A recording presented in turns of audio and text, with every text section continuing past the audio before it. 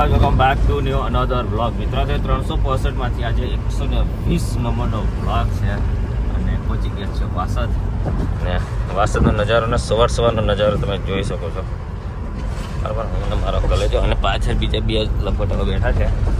અમે જઈએ છીએ આજે પપૈયાનું કટિંગ કરવા માટે. 120 નંબરનો બ્લોગ છે અને પહોંચી ગયા છે વાસદ. આ બાજુ સર્વોત્તમ હોટલ છે ને આ બાજુ હનુમાનજી દાદાનું મંદિર છે અને જસ્ટ 500 મીટર દૂર આપણે ટોલ પ્લાઝા આવશે.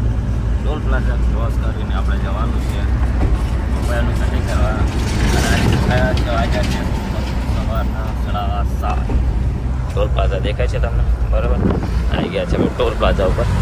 ચલો તો મિત્રો ફટાફટ આગળ મળીએ આપણે અને બ્લોગમાં બને આપણે વજન કાંટે બંધ છે જોઈ શકો છો તમે. વજન કાંટો બંધ છે એટલે આપણે ઉભા રહ્યા છીએ. કોલ તો કરી દીધો છે એમને તો ફટાફટ આવો. ફેરી આવે છે ત્યાં સુધી આપણે રાહ જોઈશું. રાહ શું જોવા જોઈએ બીજું કોઈ ઓપ્શન છે નહીં આપણી જોડે. એમને કીધું છે 5 મિનિટમાં આવું છું ફટાફટ. તો જેવા આવે ત્યાં સુધી આપણે રાહ જોઈએ એમની.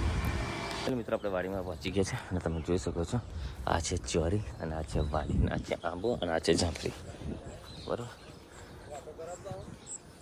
કાંટો નહીં કાકા કાંટો. મિત્રો અમારી ગાડી ભરાઈ ગઈ છે. ગાડી ભરી અને બધા કાંટો કરી અને હવે જઈ છે ઘરે જવા માટે. શેરડીનો રસ હતો એક ગ્લાસ તો ભપકાર્યો એક શેરડીનો રસ બરોબર.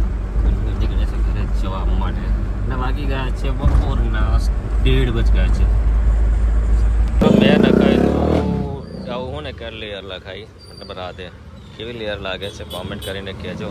અમારા કલર જે નખાય છે પૂરે બ્લેક કલરના પૂરાના બહુ મસ્ત લાગે છે. મારે વ્હાઇટ મળ્યું બાકી બીજું કંઈ હતું નહીં નગર મેં બી બ્લેક કરાવત કારણ કે આપણો મેં બ્લેક કલર અચ્છા હવે દાબેલી ખાવા દાબેલી ખાઈએ કારણ કે ભૂખ બી લાગી છે તો બરાબર.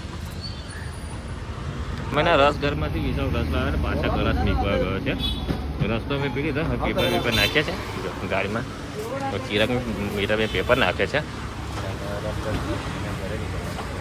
આપણે ગાડી ખાલી કરીને ઘરે જવા નીકળી ગયા છે. ગેર પાડ્યો છે ને સર્કલ બંધ છે. 18 સેકન્ડ બાકી છે. 18 સેકન્ડમાં આપણે રાહ જોઈએ અને આપણે બરોડા બરાબર. મીટર ભાઈને આજે લીધા છે. મીટર ભાઈ રોટી કરાવી નાખી છે.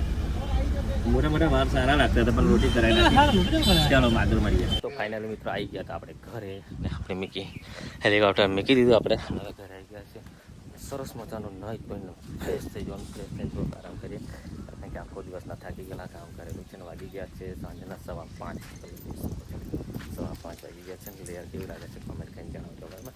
તો મિત્રો આજનો બ્લોગ માટે બસ આટલું જ છે. મળીશું એક નવા બ્લોગ સાથે.